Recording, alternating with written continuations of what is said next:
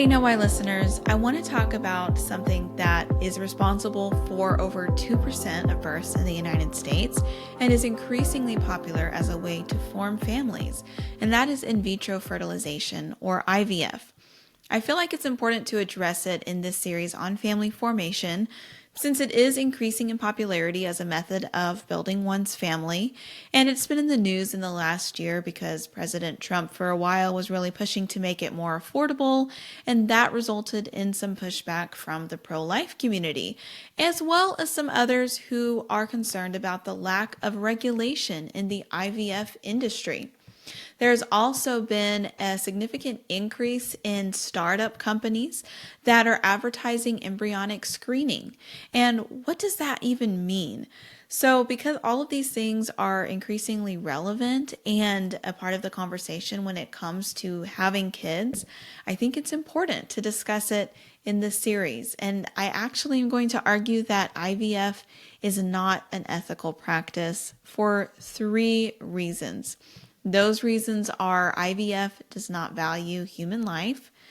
It's a massively lucrative industry that makes money off of vulnerable parents, often without providing informed consent or addressing underlying health issues. And third, IVF commodifies children and leads to eugenics practices that are dressed up as health improvements.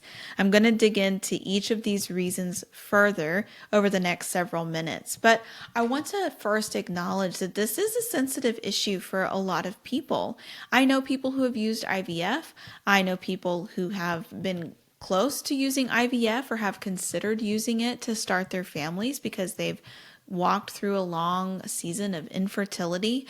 And I understand that at the core of most people's desire when they approach IVF, there is a good desire, which is to have children. And it's absolutely heartbreaking when you are in a position where you have been trying to have kids for a long time and you feel that IVF is your last resort, or it is being pushed on you as the only remaining option.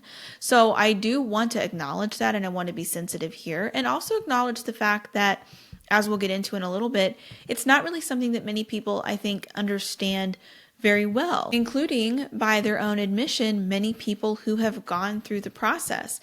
In fact, in the past, I was kind of ambivalent about IVF. I thought, well, there are some practices associated with it that could be problematic or concerning, but I'm sure that doesn't always happen. And it's really only been in recent years, I think, that people are starting to get more educated about this, since it is increasing in prevalence. But without further ado, let's dive into the arguments. And I would ask again that you just keep an open mind, because even if you don't end up agreeing with me that IVF is itself unethical, I think that there are aspects of the industry today that are unregulated or are taking advantage of couples that should cause all of us to be concerned and at least kind of think about the ethics behind this industry and how we would want it to look moving forward if it's going to continue to be a popular way that parents use to build their families. So let's talk about the first point, the fact that the practice of IVF doesn't value human life.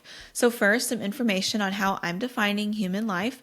From a scientific perspective, human life begins at fertilization. When the sperm meets the egg, a zygote or single-celled embryo is formed, and that zygote or embryo is a genetically unique organism. So that's not really up for debate from a scientific perspective. It's different from just like a cell from the inside of your cheek, or even just the egg, which is a part of the woman's body, or sperm, which is a part of the father's body. It is, again, a genetically unique, separate organism at the point of fertilization, at which point it is a zygote or a single-celled embryo that will continue to grow and develop, barring any complications. So the next question, though, and this is really, I think, what a lot of the abortion debate boils down to, is when does personhood begin? Because, again, everybody can kind of acknowledge, just with the scientific knowledge that we have today, that yeah, it is a human life technically at fertilization, but when does it have value? And so that's the question of personhood. As a Christian, I really think that humanity and personhood cannot be separated, because the Bible teaches that humans have inherent and intrinsic value as beings that are created by God in God's image. Every human being, if you accept that definition of what it means to be a human being, every single human being has value and bears the image of God simply because they are human, not for anything that they achieve or accomplish or any additional status. They are image bearers of God simply because they are human. Clearly, that is a theological and religious argument. As a Christian, I think that there is some sort of theology at play in most people's determination or definition of personhood in human life, even if they wouldn't think so or acknowledge it. A really great resource for this is Secular Pro-Life. I've interviewed the director, Monica Snyder. She is an atheist who approaches the whole abortion, human life, personhood issue from a purely scientific perspective. She's a brilliant person. And really a lot of times, like for instance, consciousness is used as the metric by which to measure personhood. But there are so many articles on that website that get into those philosophical debates without the religious aspect, if that's a hang up for you, that just kind of demonstrate how a lot of those metrics that are typically used to define personhood can actually be pretty problematic if you follow them out to their logical conclusion. And so it really does kind of make you think, is it possible to ethically separate personhood from humanity? As I've already told you, I don't think it is, but there are some great resources that kind of have that debate and that argument without the biblical aspect, and I'll link those in the show notes in case you're interested. And I'll link some other articles and episodes and things if you'd like to explore the human life question or the personhood question more.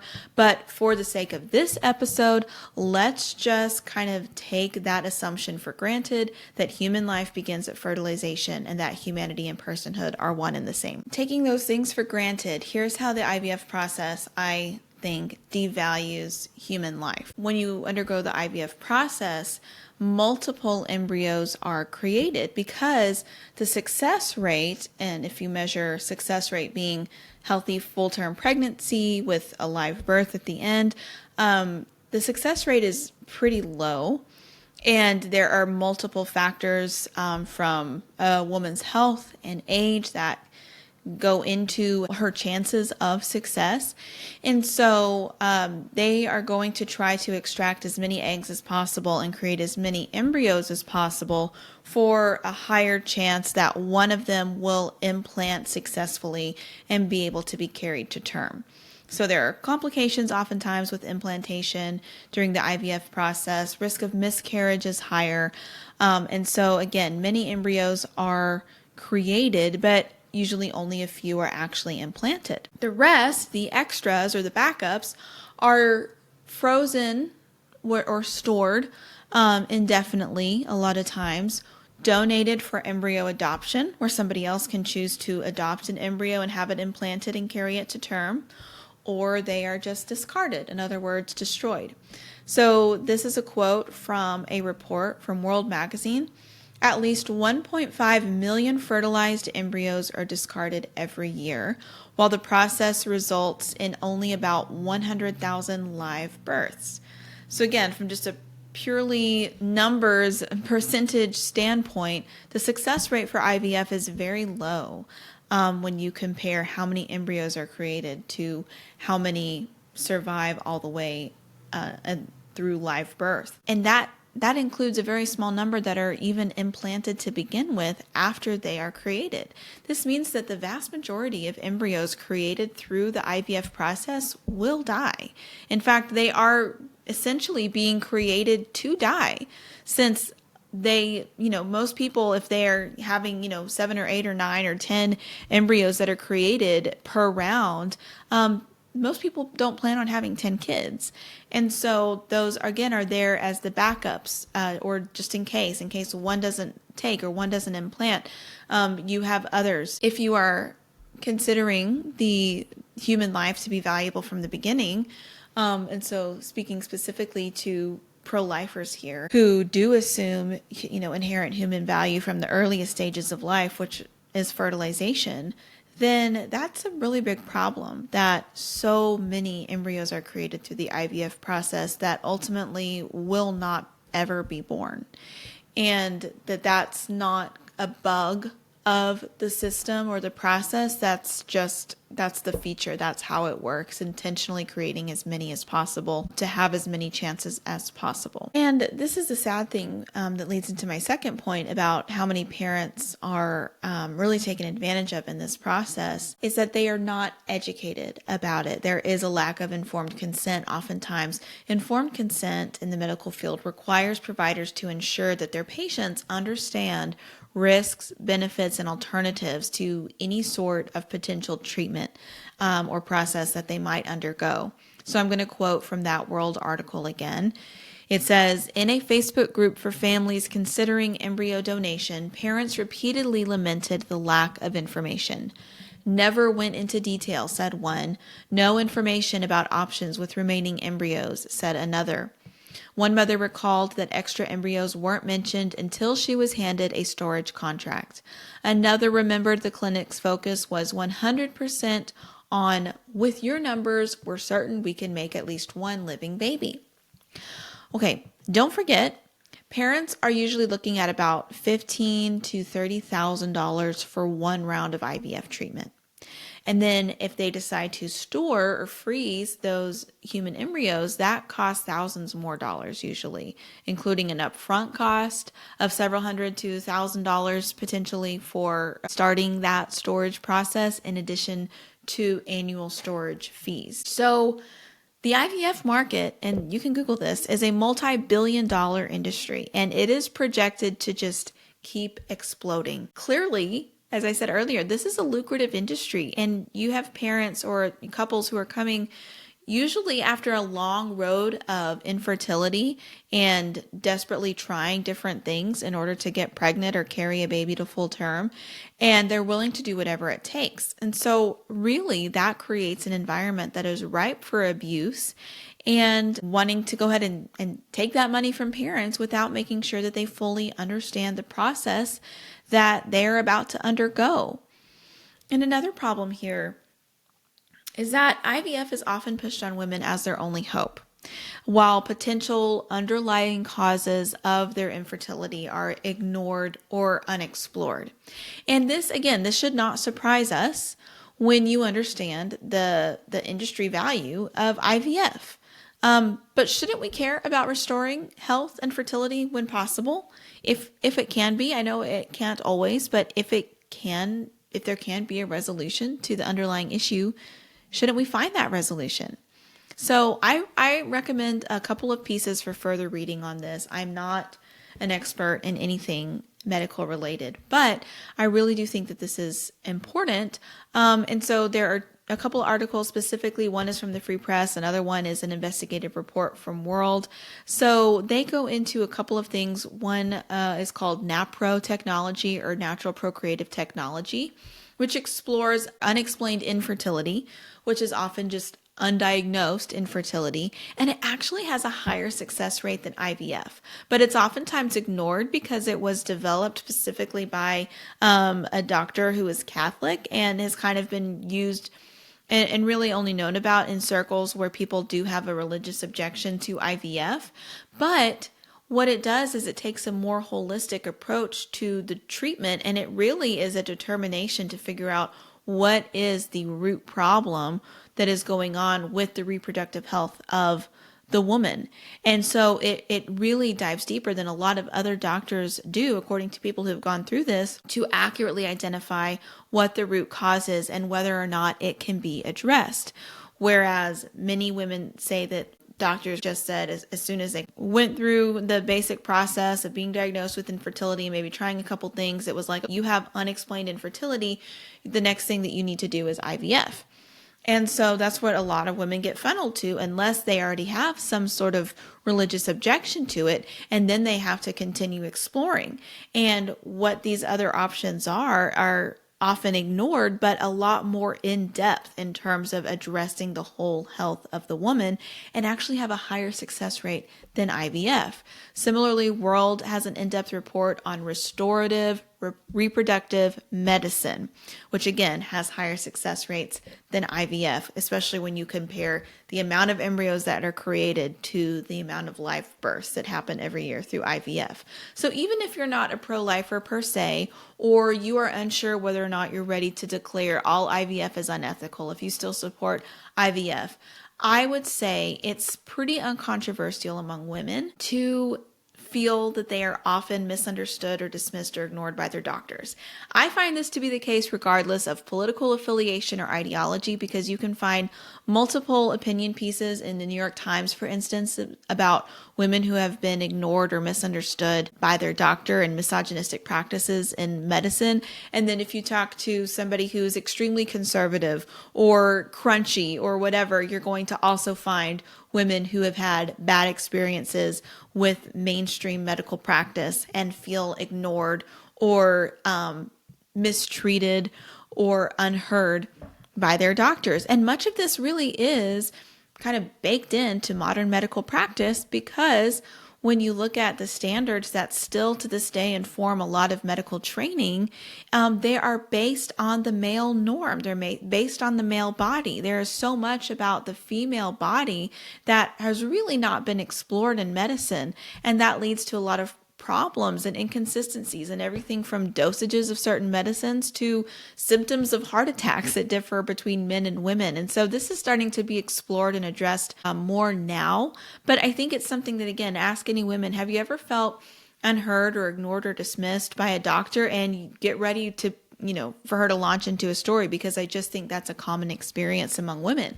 So again, even if you support IVF, or even if you wouldn't call yourself pro-life, I think it's worth considering with how lucrative the IVF industry is, and then how much the modern medical industry already tends to dismiss or ignore women's concerns, or kind of not that really fail to address a lot of the root issues that women deal with regard to their health. That should make us all open to the idea that maybe there are cases where IVF is pushed as the next or last or only solution, but it's not really a solution because it's not actually addressing the underlying issue. And maybe other things that have always kind of been dismissed as like, oh, those are only for like the kind of religious kooks or people who don't believe in mainstream medicine. No, maybe technology or restorative reproductive medicine, things that look at the whole person and try to address the underlying health issue here, maybe those should be more popular. They're not going to be able to fix every issue, of course, but maybe they shouldn't be so readily dismissed. Maybe they should be more accessible or more of a known or discussed option that more women would like to try before they go down the IVF route. My last point about why I think IVF is unethical is because there are so many advances in technology and in science today. It often really feels more and more dystopian. Maybe that's just my take. But case in point, there are more and more startup companies that are advertising embryonic screening as a way for parents to be able to start their families and eliminate a lot of health problems, not cure necessarily, but just eliminate health problems before they ever present in their child's life. So the New York Times fairly recently featured an interview with the founder of one of these companies called Orchid. And that company claims to give parents the power to protect their children before pregnancy begins. And they do this by sequencing 99% of an embryo's genome to screen for over 1,000 gene disorders. Now, I'm just going to pause here and go back to my first point about human life beginning at fertilization, when the zygote or the single-celled embryo is initially created. There is an implicit acknowledgement that that is a human life in the very existence of these embryonic screening companies, because you can't genetically screen something that doesn't exist. So they are creating embryos again through the IVF process. And what I said earlier is that an embryo is a genetically unique individual organism, and it's the product of two humans. So it is a human organism that is a human being at that point. You can argue philosophically or theologically about personhood, but scientifically, that is a human. And these companies are admitting that because you can't genetically screen something that doesn't have a genetic makeup. And so I think that's interesting to point out. But anyways, they sequence an embryo's genome to screen again for these gene disorders, but also other traits, which I'll get into in just a minute. So there is an ad campaign from another one of these companies. This one's called Nucleus. It's gone somewhat viral. There are pictures you can find online, posters in subway stations and things like that, encouraging you to have your best baby. In fact, they have a website you can go to. It's pickyourbaby.com. And if you go to pickyourbaby.com, you will see a sample of the kind of report you would get after going through an IVF process. And you can select which embryo that has already been created with your own, egg and presumably your partner's sperm.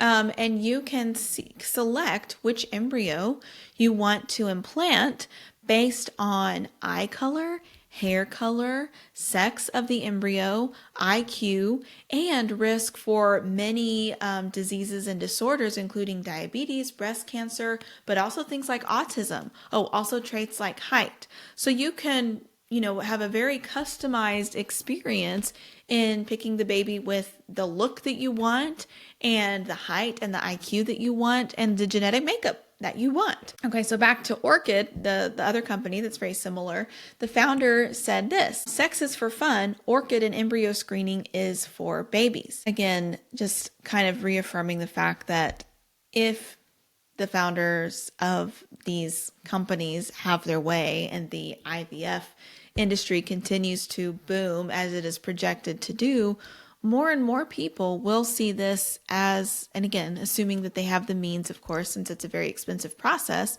more and more kind of privileged classes of people will have the option to customize their offspring, and that will become kind of the default way to have kids. Now, that becoming the default or the norm could be, I don't know how far down the line, but I definitely see us as a culture moving that way. And again, it sounds attractive, right? You could guarantee that your offspring is not going to have any of these health problems.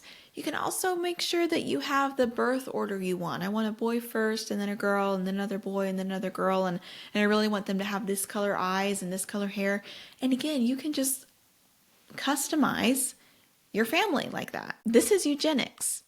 The textbook definition of eugenics, well, actually, this is the Merriam-Webster Dictionary definition of eugenics, is the practice or advocacy of controlled selective breeding of human populations to improve the population's genetic composition. That's what this is. This is eugenics, plain and simple. No incentive to really try to cure those diseases, but just eliminate them before they start. But they already exist, again, because the embryo is a human life. And so really, and I know that this might sound dark or stark, but in Greco-Roman times and ancient civilizations, infant exposure was common. When a baby was born that was the wrong sex, often female, or maybe had some sort of health issue or genetic problem, then they would be left abandoned and left out to die by the elements. It was actually Christianity in ancient Rome that helped to put a stop to this practice, but it happens around the world. I mean, it's only been within the last decade that China has ended their one-child policy, which led to so many human rights abuses, including sex-selective abortions, forced sterilization, the killing of infant girls born and preborn, leading to a vast gender imbalance in China, where there are now way more men than women, and that's contributing to an already aging society. So really, how is this different? The only difference is that instead of selecting for sex or health once the baby is born or further along in pregnancy, you can just select it at the embryo stage and destroy the embryos that don't meet your standards. And it's easier because you don't see the embryos. They're so tiny. It's not as difficult or as brutal as putting a wailing infant out in the wilderness to die. You were just able to get rid of the embryos before they ever are implanted.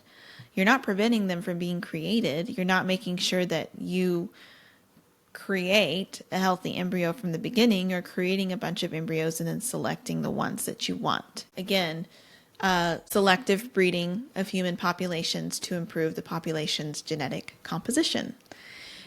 Just to kind of add one more thing, I saw this recently. There is also probably more than one, but one that I saw an advertisement for a company that for parents who've gone through the IVF process and they're, for whatever reason, not going to carry any more embryos to term. They're not going to implant anymore. But they don't want to store them anymore. They don't want to donate them for embryo adoption. They can actually get them put inside jewelry. You can get your leftover embryos stored inside a little pendant that you wear on your necklace or on your ring. And of course, this is a money-making endeavor here. But even that is an acknowledgement that the embryo means something. Maybe there is kind of a gap in understanding there of the fact that that's a human life that is now killed and forever trapped inside your piece of jewelry. But it is a human life. It is something meaningful. Otherwise, you wouldn't have parents that want to preserve it in a piece of jewelry. You wouldn't have companies that are trying to exploit that and make money off of that. If it wasn't anything that was meaningful, then people would just throw them away, which in many cases happens anyways. And I think really what bothers me most about specifically the embryonic screening and this really move toward just open eugenics, that everybody's kind of like, we're just going to kind of ignore the fact that it's eugenics because it's going to allow us to be, so detailed and customized with regard to the children that we have and create these perfect children that we really want. And again, I'm not putting all IVF parents in that category because, as we addressed earlier, there are many who have not been fully informed about the process or who are coming to IVF after a long journey and they just want to be parents and they will be happy with any child that is born. But specifically, I'm talking about now these companies that are advertising, pick your best baby and things like that, where it's not even necessarily infertility that has driven somebody to IVF, but as the founder of Orchid stated, like this is the way that in the future, especially I think parents with means are going to choose to have children because they have more control over the process than having them the good old fashioned way. But what bothers me about that specifically is that creating multiple human lives, again, in the embryo stage, but still human lives, in order to pick the healthiest ones and destroy all the rest, betrays a very cavalier mentality toward human life. Human life becomes cheap if it can be so easily created and discarded. And the ones that do survive, like we've been talking a lot about the embryos that get destroyed, which are the vast majority in the IVF process, or the ones that get frozen indefinitely, or discarded and put in a piece of jewelry.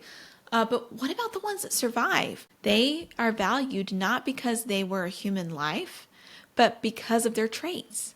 They were valued because of their superiority over other human embryos, whether that was their looks, like they had the right eye color and hair color and height composition that their parents wanted, or because of kind of their health, projected health outcomes, or for whatever reason, they were prized as being the superior human being. And that is why they have value from the very beginning and in the eyes of their parents and, doctors or whoever else is involved in that decision. And I just think that is fundamentally wrong and disordered. I think it's actually kind of a dark origin for a child to be brought into the world, being selected and valued, and seen as deserving of life for those reasons. This ultimately makes human life just one more commodity, one more product that you can buy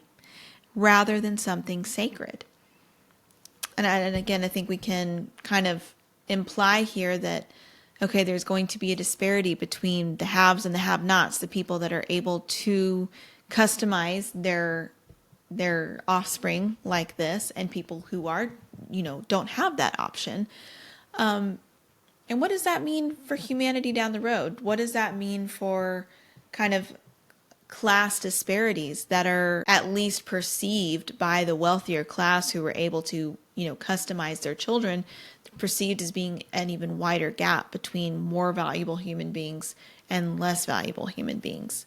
But regardless of even that, it just, again, at the core for anybody, that is not the right way to think about human life. So those are my arguments for why I believe that IVF is unethical, and I welcome your comments. Again, I know that this might be, something that is really controversial for a lot of people, but I hope that at the very least, even if you disagree with me that IVF is entirely unethical, that we can say maybe there needs to be more regulation, because IVF in the United States is almost unregulated, especially compared to other countries like in Europe. So maybe there need to be more regulations just so that vulnerable couples they are vulnerable because they've walked through some hardship that's led them to this place. They are putting up a bunch of money in order for this to happen. They are, very vulnerable to being taken advantage of. Maybe we need more regulations to ensure that they're not taken advantage of. We need more informed consent about what they're really getting into. We need to promote other options that would actually look at the root issue and be willing to investigate and explore what the root issue of the infertility is in the woman or the man. And if that can be addressed and resolved naturally, isn't that better than the couple going and spending $30,000 or more on IVF treatment when they could actually, be healed?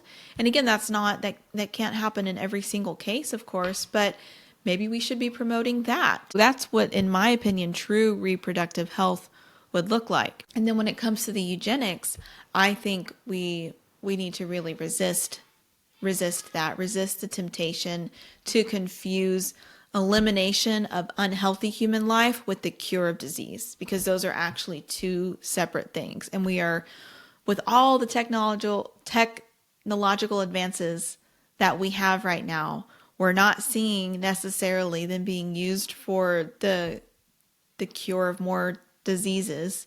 I'm not saying that's not happening, but instead we're seeing technology that just allows us to eliminate the unhealthy people before they're born.